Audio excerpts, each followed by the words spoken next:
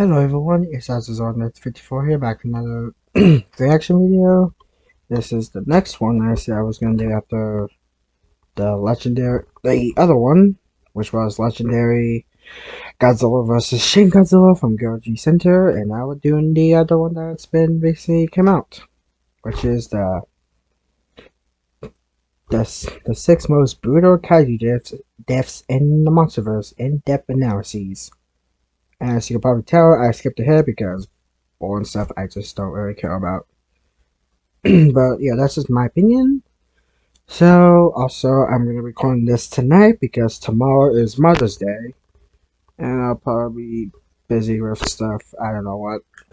So, recording it for tonight, then I think I'll probably record this tonight and probably upload it tonight. Who knows? But anyways, we're going to get into this in 3, 2, 1, go.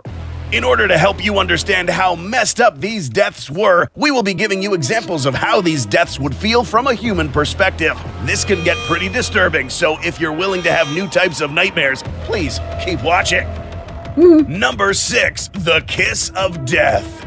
For you hardcore Godzilla fans, this method of killing is a very entertaining and in a weird way satisfying method of seeing a bad kaiju meet its end. But what did this female Muto feel whenever she died this way? And most importantly, why did Godzilla choose this method of killing? If we rewind a little bit, you'll recall that Godzilla actually already blasted Mrs. Muto in the face, but this really didn't do much besides knock her back and inflict some minor burns. This is because Mutos are equipped with an exoskeleton that helps mitigate some of the effects of the atomic blast. So now Godzilla chooses to fire his atomic breath right where there is no armor, her mouth. In order to do this, Godzilla manages to ambush the Muto from behind, biting her close to the neck, and with his strong forearms manages to hold the Muto's mouth open right below his range of fire. But how does this feel? Having these extreme temperatures travel down this Muto's throat only meant that the insides of her skull would get cooked instantly, meaning that this Muto died literally a second after this atomic breath traveled down her skull. Leaving existence with Godzilla looking down your throat would have been a truly humiliating way to go. But this method of killing was necessary in order to kill this kaiju. To put this into perspective, imagine an individual firing a flamethrower down someone's throat. Yes, this is a little messed up, but the point of us doing this is to help you understand how brutal these kaiju are to each other. Number 5, egged to death. No, we aren't talking about the act of throwing eggs at someone until they drown in yolk. This is much worse. If you read Godzilla Aftershock, you would have been introduced to the most dangerous member of the Muto species, the Muto Prime. A gigantic female Muto that evolved to be the ultimate Gojira species killing machine. That was a female? But they wouldn't exactly do the killing, their babies would. Yeah, it only gets weirder from here. Muto Prime specimens are equipped with ovipositors. These are tentacles that literally inject another kaiju with eggs that would later hatch and feed off of the victim while it was still alive. Yeah, this is pretty messed up. In Godzilla Aftershock, it is mentioned that an ancient member of the Gojira species, known as Dagon, died in this exact way. This Muto Prime defeated this Gojira in a close combat confrontation. After bringing it down, this Muto pulled out the tentacles and inserted them into Dagon's flanks, depositing 2 Muto eggs. Over the course of some time, Dagon began to feel weak, tired, exhausted, and in intense pain, so much that it eventually succumbed to its wounds and died a slow, painful death. In human perspective, this is also really screwed up. Imagine a tentacle inserted deep in your tissues and then having 2 spores grow inside of you, feeding off of your blood until your malnourished body falls and dies. Number 4, Kiss of Death Part 2. Let's return to the other not-so-affectionate kiss in the Monsterverse, Ghidorah's death. Now, it's important to note that the previous Muto kill we discussed happened because Godzilla had to blast it down its throat in order to kill it. This one was a bit different. In order to completely kill Ghidorah, you had to destroy its center head. But this could have been done by stomping, ripping, and even burning it while it was on the floor. But no, Godzilla wanted to make an example of this creature and took the time to put the opposite end of its neck in its mouth, slam it on the floor, and then blast it to ashes with its atomic ray. Was any of this necessary? No, but Godzilla, being the cocky and arrogant titan that he is, made sure he made Ghidorah pay for humiliating him previously. This was the definition of overkill. which is why it ranks higher than the female Muto. Still don't think this is brutal enough? Imagine that after someone is done killing their biggest rival, they take their still conscious head and stick the neck to the end of a flamethrower and then disintegrate it to ashes, as a way to humiliate its rival for the last time. As you can see, ladies and gentlemen, Godzilla doesn't play around. But let's discuss another Titan that is arguably just as violent as the G-Man. If I were Godzilla, okay, and I had to fight against his OP fifth form because I failed to incinerate it in his previous form, my first priority is to not let that thing hit me, because as soon as that thing puts a hand on me, I'm done. Okay, because it's now a more powerful Godzilla. So I'm gonna just keep tiring this thing out until it runs out of energy.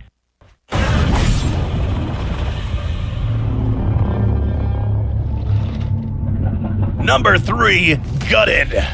Traveling back in time to 1973, we run into this fight: Kong versus the big Skullcrawler. Believe it or not, Kong had some beef with this Skullcrawler prior to this fight. This was the Skullcrawler that finished off his parents a while back. Now, let's get into the gory details. This kaiju wasn't brought down too easily. In fact, this kaiju had already endured boulders crushed on its skull, impacts from trees, propeller slashes, and a slice to the neck. But this Skullcrawler had something worse coming. Because this thing loves to eat and apparently also enjoyed messing with Kong, this Skullcrawler went for the human Kong was looking out for. This led to bring Kong's entire arm inside its mouth, which led to this. Alright, let's pause here to give you the whole picture. This is the tongue, esophagus, and stomach. Again, if we were to look at this from a human perspective, this is the equivalent of having all of this pulled out of you, because none of these digestive organs are directly attached to the heart, brain, or spinal cord. This just means that you will have a few seconds to see your guts get yanked from your mouth, feel a few seconds of extreme pain, and then die. That's after taking in deep cuts in these locations, assuming that your mouth is big enough to let all this pass through.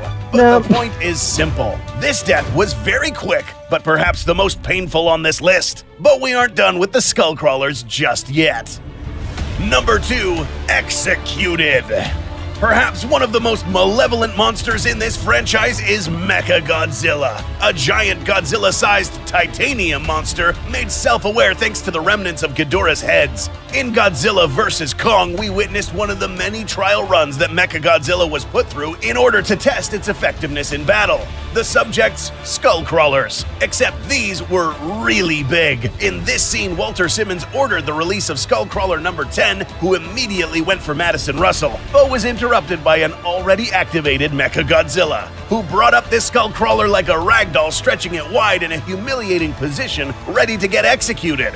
The brutality of this moment is seen in how this Skullcrawler is basically helpless, subjugated, and literally waiting to get killed. Although, to be fair, this Skullcrawler still had some fight in him, but given the situation that he was in, it couldn't do anything except wait to die. This gets even more messed up. Mechagodzilla now activates its proton scream and shoots it right through the Skullcrawler's mouth and bringing the laser down, cutting the Skullcrawler perfectly in half. To put this into perspective, we can imagine a victim held in a similar way, with the wrists getting chewed on by the grinders found in Mechagodzilla's hands, and then shot through the mouth and sliced through the middle. When killing a kaiju, you really don't need to end it in this manner. The reason why the Skullcrawler died in this form was really as a form of pleasure for the executioner, which makes this a very dark and malevolent method of killing. You may think things can't get worse in the world of Titans, but they can. Yeah. Honorable mentions. Before we hit number 1, we are quickly going to mention some kills that weren't placed on our official list. While we are still on Mechagodzilla, let's talk about how he got killed. As you probably already know, it took something special to kill this Titan. An atomic axe wielded by none other than Kong. After Godzilla boosted this weapon, Kong proceeded to cut off the tail of Mechagodzilla, followed by a blow to its right arm, stomach, right leg, and one final blow to the back of the neck. Kong proceeded to rip this Titan's head right off, Mortal Kombat style. This method of killing didn't make it on our official list simply because of the type of Titan Mechagodzilla was. Because it's mechanized, it's still unclear whether Mechagodzilla could actually feel pain like the other Titans, especially since this kaiju's consciousness was linked via satellite. The next honorable mention is also a Kong kill. In the Hollow Earth, we were introduced to the Warbats. Kong was able to dispatch one of these immediately thanks to this rock conveniently placed right where this Warbat's skull was. We see that the other Warbat got pummeled to death and then had its head ripped right off. This would have made our official list had this Warbat been alive while it got its head ripped off, since it's theorized that decapitated creatures are still conscious for a few seconds after their heads are separated from their bodies. Now let's get to the final kill. Number 1, De-Spined. In the graphic novel Godzilla Dominion, we followed Godzilla's journey through the world as he faced several kaiju to establish order around the globe. But there was one creature that suffered what could have been the most brutal death in this entire franchise. Meet the Murder Fish, a giant fish-like sub-titan that was found by Godzilla in his own lair. Godzilla was very displeased that his place was now inhabited by this fish and its minions, and on top of that, this thing had the nerve to attack Godzilla, biting him on the neck. Enraged, Godzilla quickly reached for this kaiju's arm, held him in place, and ripped his backbone right off this creature's body.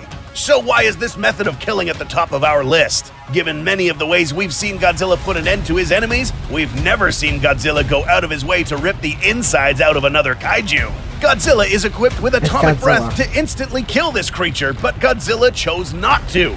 This Titan had taken its home, ruined it, and then on top of that dared to attack him. So in response, Godzilla chose to kill this fish in the most brutal way possible. Just imagine getting your vertebrae ripped off while you're still alive. That is what this fish had to suffer through.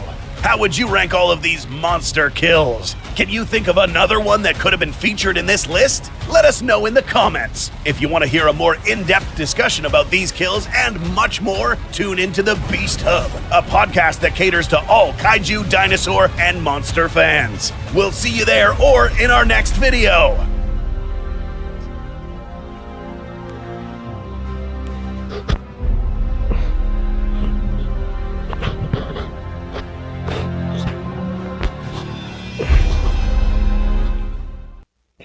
Oh man, my favorite, I have to say, was the Murderfish one.